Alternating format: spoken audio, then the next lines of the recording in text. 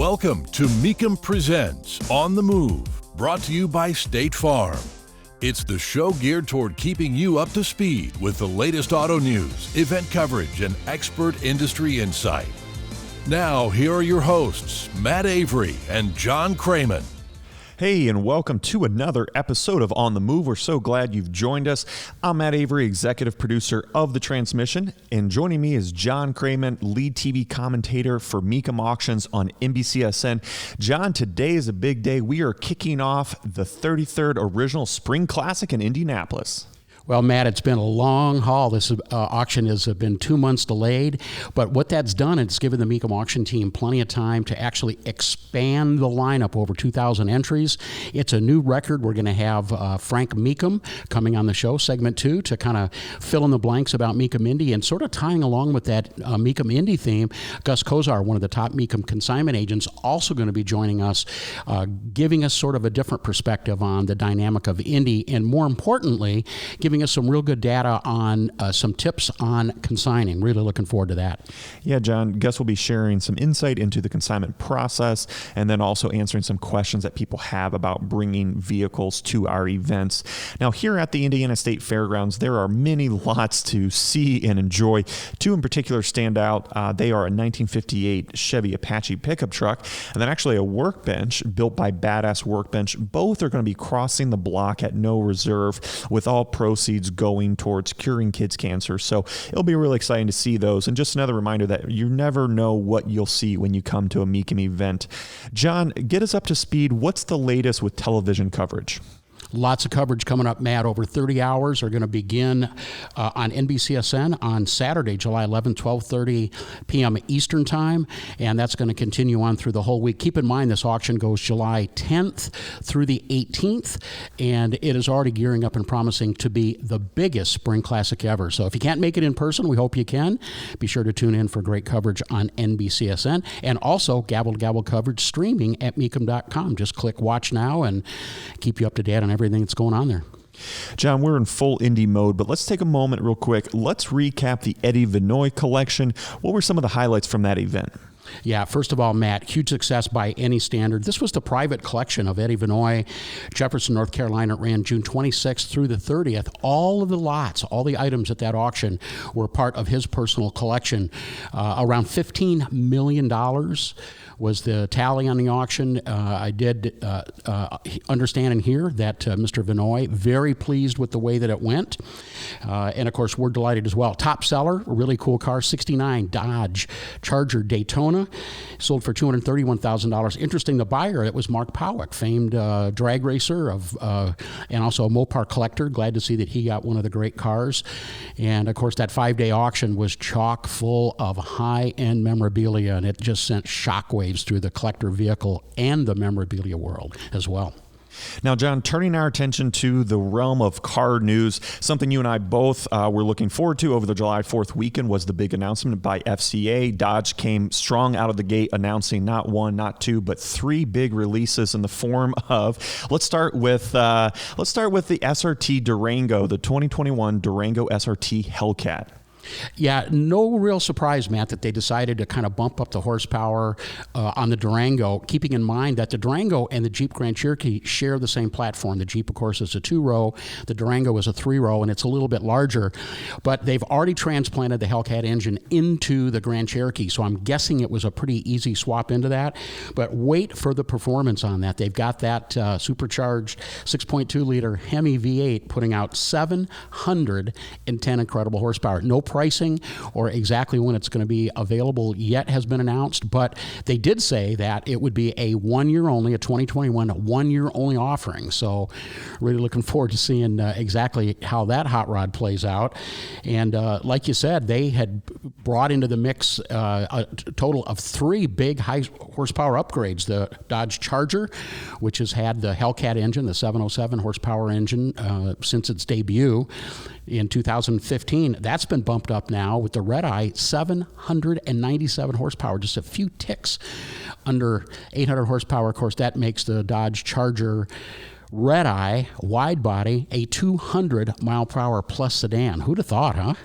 Well, if anyone was going to do it, it was frankly going to be Dodge. They have done a phenomenal job of pushing the envelope, raising the bar for performance with frankly dated platforms. Speaking of dated platforms, we go back to the current Challenger, which of course came out in 2008, still being built on that same platform.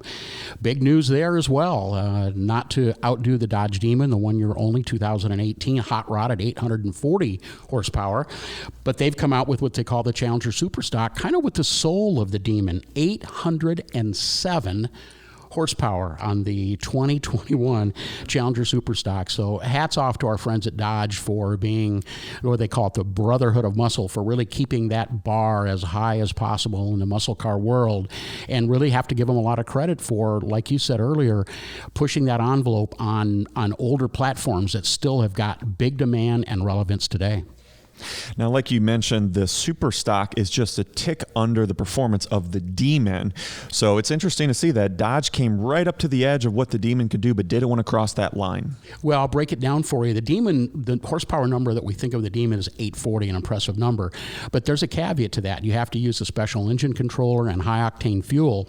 Without that, it's rated, are you ready for this, 808 horsepower. The new Super Stock Challenger is rated 807. There's only a 1 horsepower difference between those two based on that rating. So FCA has kept true to their promise to the Dodge Demon owners, 1 year only, 2018, that there will never be another Demon. But boy, they're not too far off the mark on the new Super Stock. No, it is right there. Now, John, another brand that has done a fantastic job of corralling excitement for their products is Ford. And finally, we are seeing the all-new Bronco next week.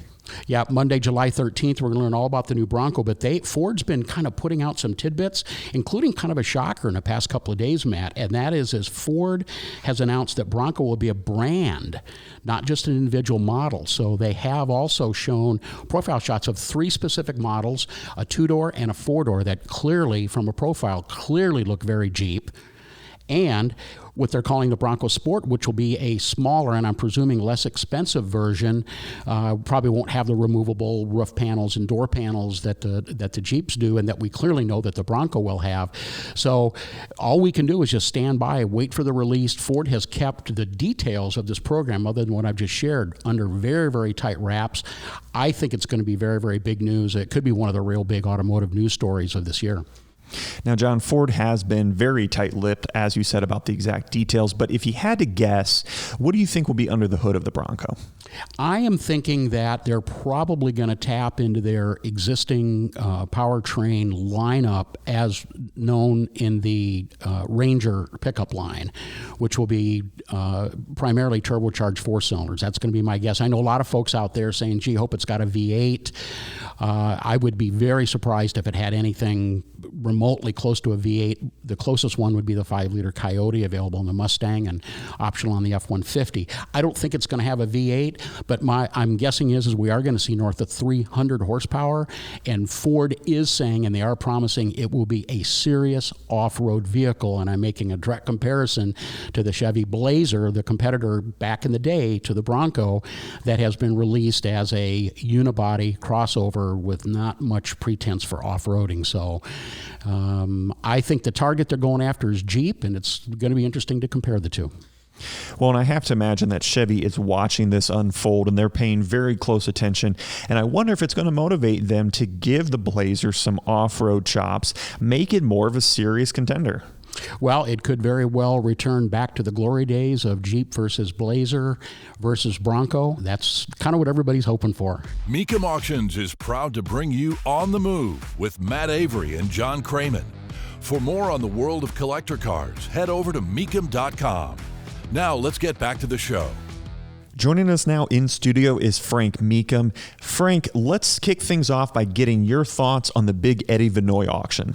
Well, first, it was just great getting our feet back in the water, get back to live auctions again. Such a great feeling, such a great crowd. There was great enthusiasm with all the great stuff that Eddie Vinoy had. But then being able to have the great success we had and completely knock the auction out of the park just sets us up for the rest of the year and getting back at it. Frank, $5 million at the Davenport Tractor Auction, $15 million at the Vinoy Auction. How does the success in the past couple of weeks set the stage for Indy this year? Well, it just sets it up to let people know that live auctions are back and that they are going to be viable and successful. A lot of questions out there with the current environment we had, but we've proven that people have pent-up demand and they're ready to go back to live auctions, and the collector car auctions are going to be, the rest of 2020 are going to be great. Record number of consignments for Indy this year. Looks like collections are going to play a big role. I counted 18 of them. What are some of the highlights of this auction that you're looking forward to seeing unfold? Well, the main highlight is definitely the Otzbach collection. The group of Shelbys that John Otzbach has put together and bringing to market is the best Shelby Mustang collection we've ever had, and is really trending, and people are talking all about it, and it's going to be great to see next week what it actually does. Now, Frank, at the event, Mecum has put in place a lot of new safety protocols to make sure everyone stays safe who comes on site. What are some of the things that people can expect? Well, people are going to see a lot of different things. Yeah, you're going to see everybody's going to be in face masks due to the Indiana order that face masks are going to be mandatory. We're going to have mandatory face masks.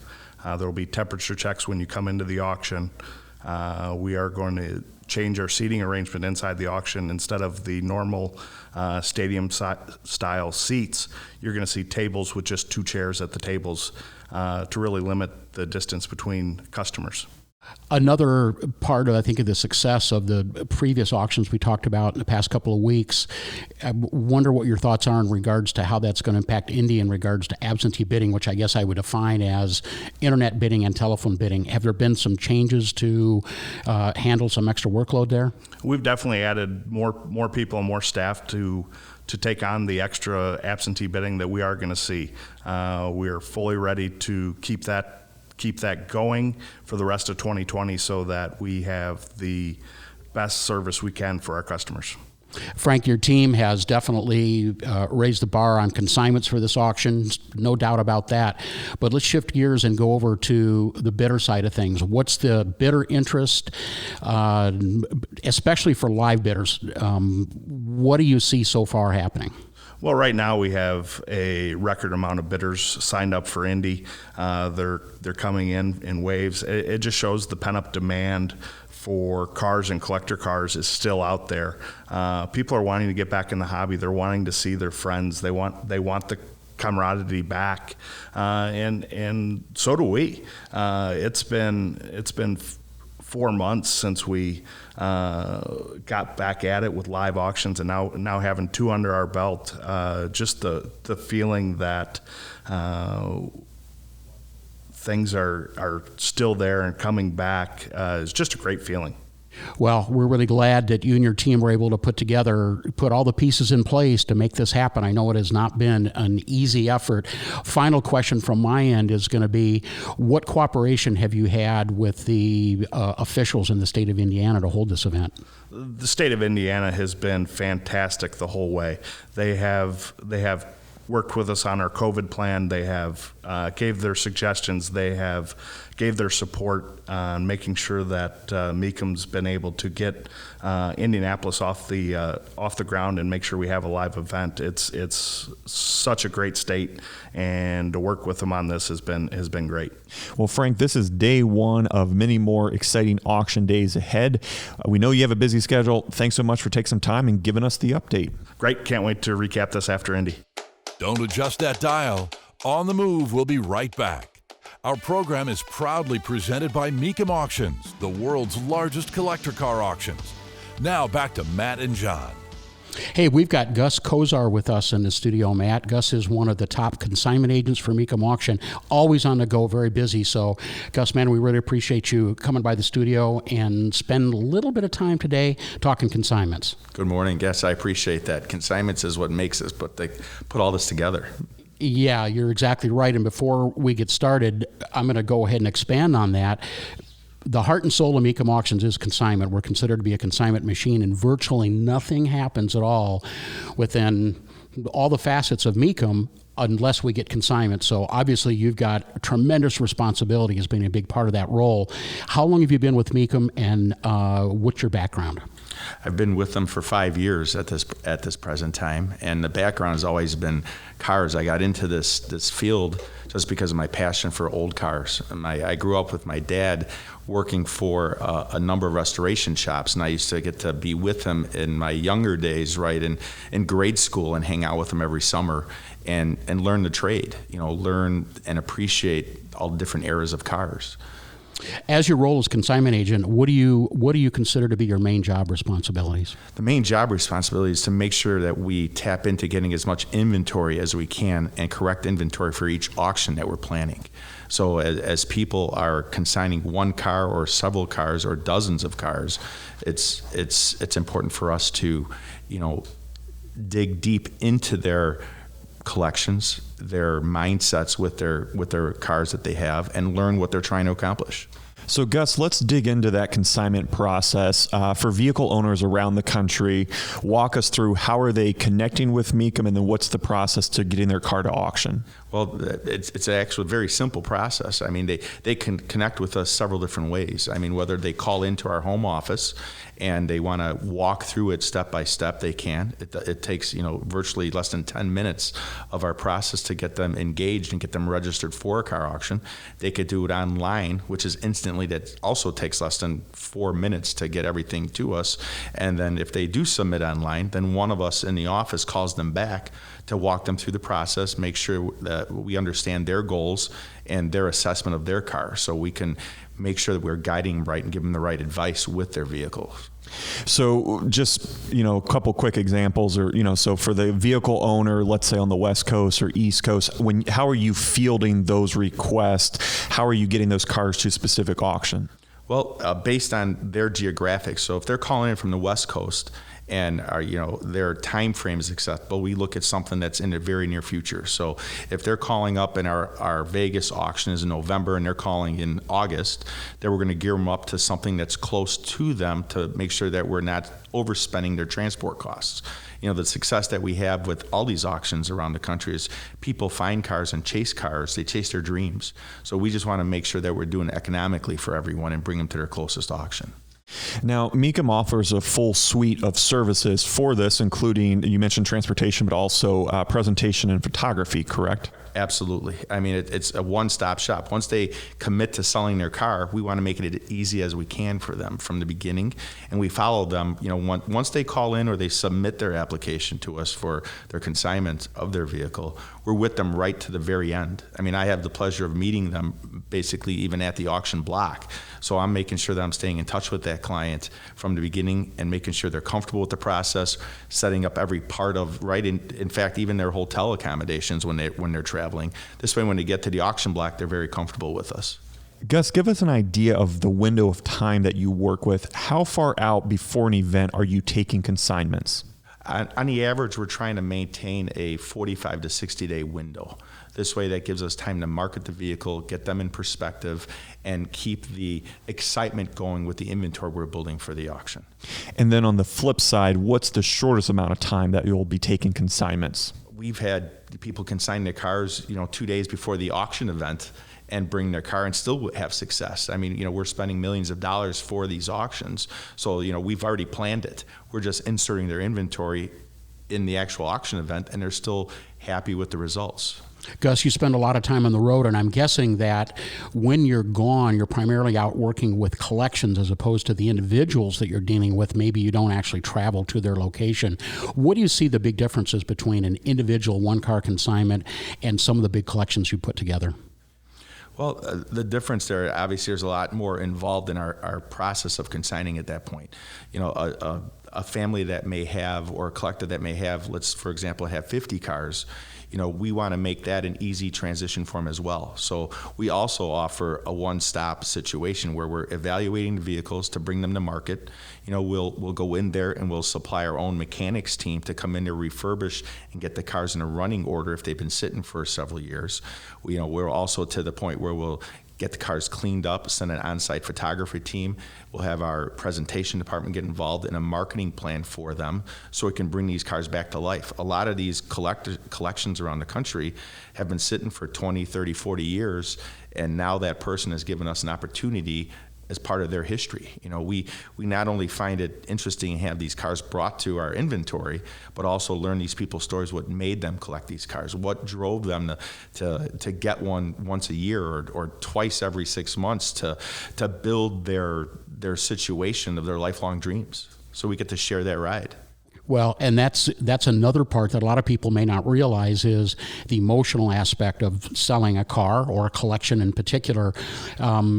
My guess is you're pretty good at empathizing and dealing with customers on a personal level to be able to kind of help them manage the emotion and the decision of selling cars. How does that play into how you put these deals together?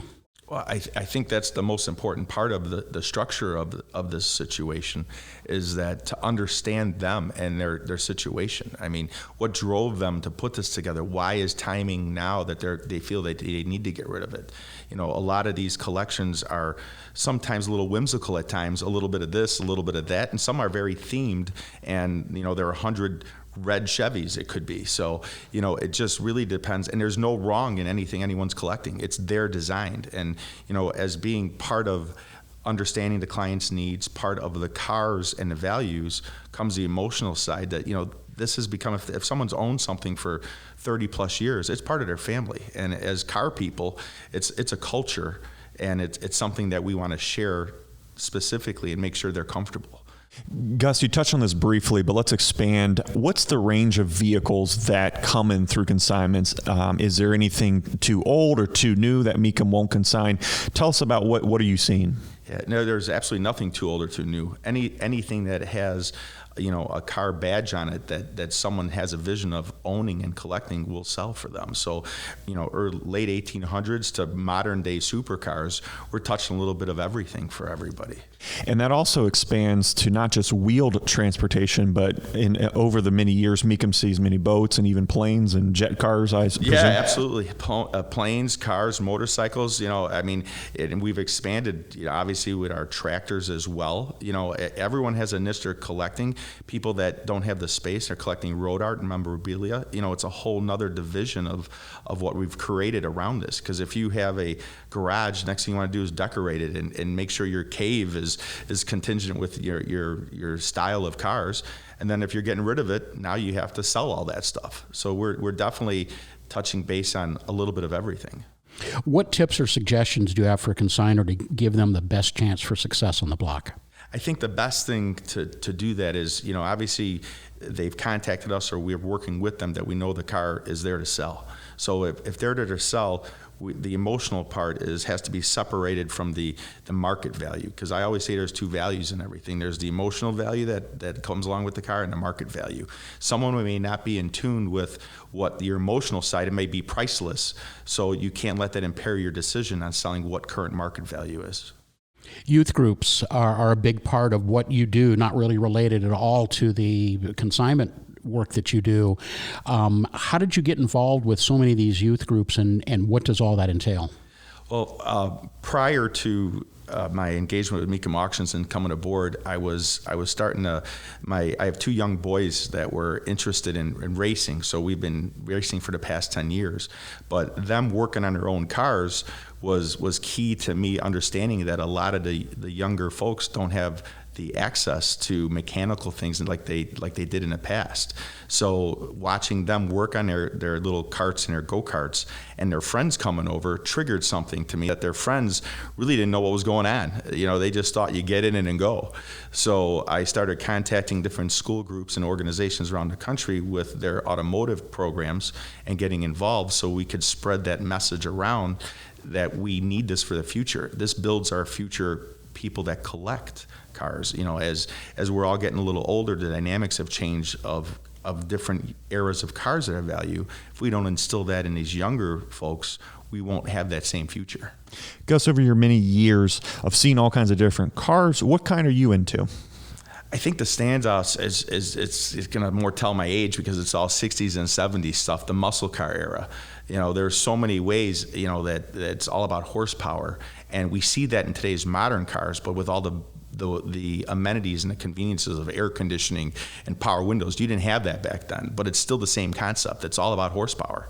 The bigger, the better, the faster. What do you see coming up in the future for any trends from your perspective, dealing and talking with sellers literally on a daily basis, nonstop? Do you see some trends starting to develop? I think the hottest trend that's continuing are these resto mod cars, along with resto mod pickups now. I mean, we're transitioning to that type of vehicle that looks of that 50s, 60s, and 70s, but has a modern drivetrain in it. I mean, that you can drive anywhere.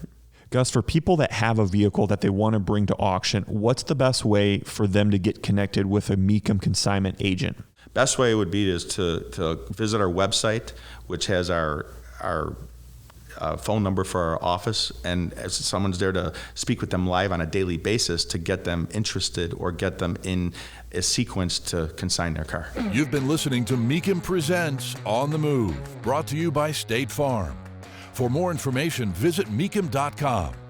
And join us again next time as we take you inside the world of muscle and collector cars and more.